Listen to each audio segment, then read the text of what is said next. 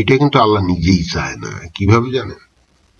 দেখুন যে সূরা বনী ইসরাইল 17 নম্বর সূরার 45 নম্বর যে আয়াত, সেখানে কি বলছে ভালো করে পড়ুন।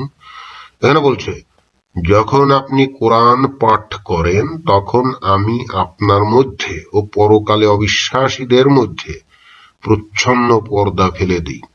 তার মানে নবীর সময়ে নবী যখন কোরআন পাঠ করতেন তখন নবীর আশেপাশে যে সমস্ত অবিশ্বাসীরা ছিল, এই অবিশ্বাসীরা যাতে করে নবীর কোরআন বুঝে নবীর দলে অর্থাৎ ইসলাম গ্রহণ না করে, এজন্য উনি কি করতেন, যারা এই কোরআন মানে তাদের মধ্যে পর্দা ফেলে দিত। 46 নম্বর কি বলছে, আমি তাদের অন্তরের উপর আবরণ রেখে দেই যাতে তারা একে উপলব্ধি করতে না পারে।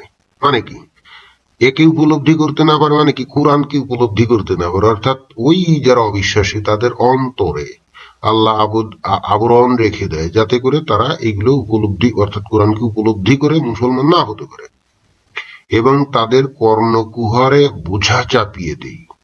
যখন আপনি কোরআনে পালন কর্তার একত্ব আবৃত্তি করেন তখনও অনীহাবশত ওরা পৃষ্ঠ প্রদর্শন করে চলে যায়।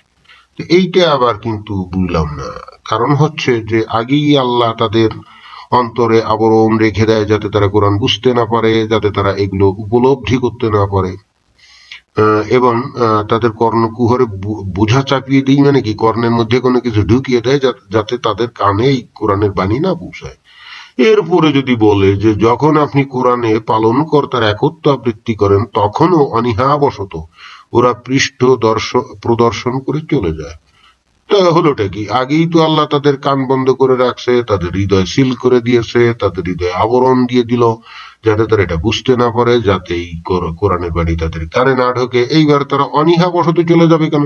আরে বাবা, আল্লাহ আপনি আগেই তো তাদেরকে তাদের এই কোরআন শোনার এবং বুঝার উপলব্ধি করার সব রাস্তা বন্ধ করে দিয়েছেন। এরপরে তারা চলে যায়, অর্থ তারা অনীহাবশত তো যায় না। তো আসলে যেহেতু তারা কোরআন শুনতে পারলো না, উপলব্ধি করতে পারলো না, বুঝতে পারলো না যে এটা কত অলৌকিক একটা বিষয়, এর মধ্যে আল্লাহর কত মানে মহান বিষয় আশা বর্ণিত আছে, সেগুলো তো তারা কিছুই উপলব্ধি করতে পারলো না বলেই তারা চলে গেল। তো এই যে তারা উপলব্ধি করতে পারলো না, বুঝতে পারলো না কোরআনের বাণীর যে মাহাত্ম্য, সেটার জন্য তো তারা দায়ী না।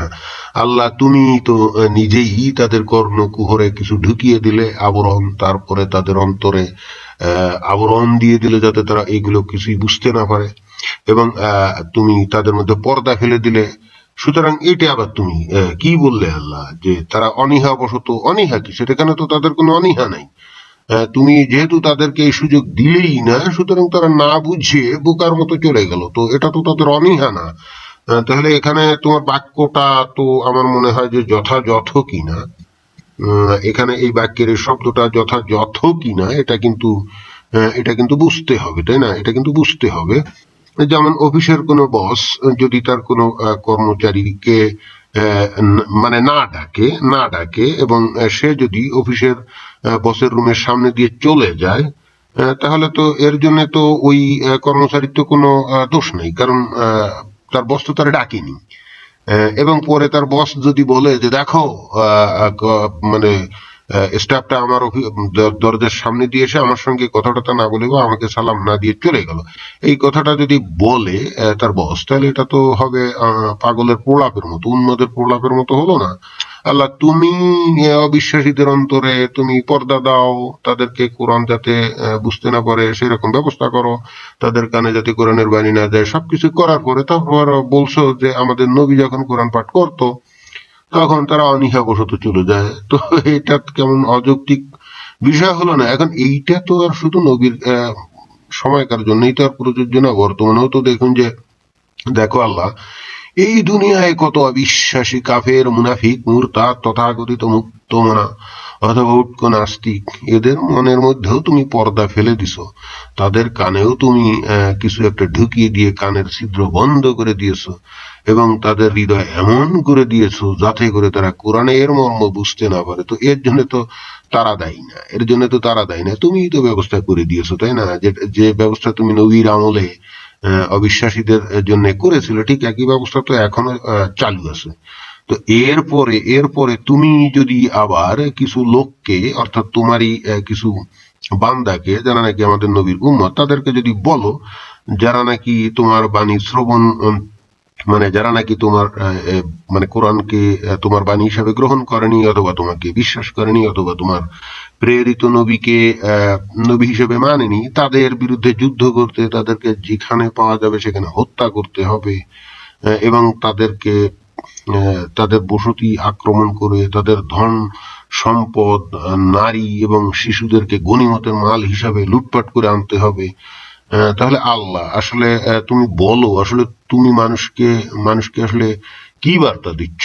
মানুষের মধ্যে তুমি আমরা যারা মুসলমান, আমরা সবাই আবার প্রচার করি ইসলাম হলো শান্তির ধর্ম, অথচ তুমি নিজেই তো আসলে এখানে অশান্তি তৈরি করে সমাজে প্রচন্ড বিশৃঙ্খলা সৃষ্টি করছো তোমার বাণীর মধ্য দিয়ে।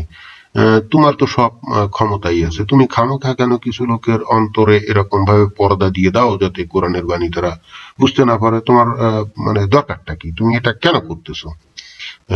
এটা আমাদের কাছে তো খুবই অযৌক্তিক মনে হচ্ছে, কারণ তুমি যাকে ইচ্ছা করি তুমি পর্দা দিবা, যাকে খুশি পর্দা দিবা না, এটা তো আল্লাহ তোমার চরিত্রের সাথে মেলে না। কারণ তুমি না দয়াময়, তুমি না ন্যায় বিচারক, তুমি না সবার প্রতি সমান তোমার দৃষ্টিভঙ্গি।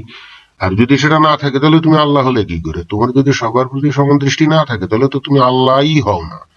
এখন তোমার আচরণে, তোমার কথাবার্তায় তো দেখা যাচ্ছে তোমার সবার প্রতি সমান দৃষ্টি না। এবং সেক্ষেত্রে প্রকৃতপক্ষে সর্বজ্ঞানী, সর্ব ন্যায়পরায়ণ, সর্ব ন্যায় বিচারক এবং সর্বময় ক্ষমতাশালী তুমি হও কি করে? অন্তত কোরআনে তোমার যে বৈশিষ্ট্যের প্রমাণ আমরা পাচ্ছি, যা বর্ণনা সেখানে দেখা যাচ্ছে, তুমি তো সর্বশক্তিমান সৃষ্টিকর্তার যে কোয়ালিফিকেশন থাকা উচিত তোমার মধ্যে তো সেটা নাই। সেক্ষেত্রে আসলে আমার প্রশ্ন হলো, তুমি কি তাহলে সত্যি আসলে সৃষ্টিকর্তা, নাকি না কল্পিত কেউ তোমাকে নিয়ে কিছু কথা কল্পনা করে কোরআনের বাণী রচনা করছে? আল্লাহ, তুমি আমাদেরকে একটু যদি সম্ভব হয় আমাদেরকে একটু বুঝ দিয়ে দাও, নইলে তো আমরা বড়ই বিপদের মধ্যে আছি। তো যাই হোক,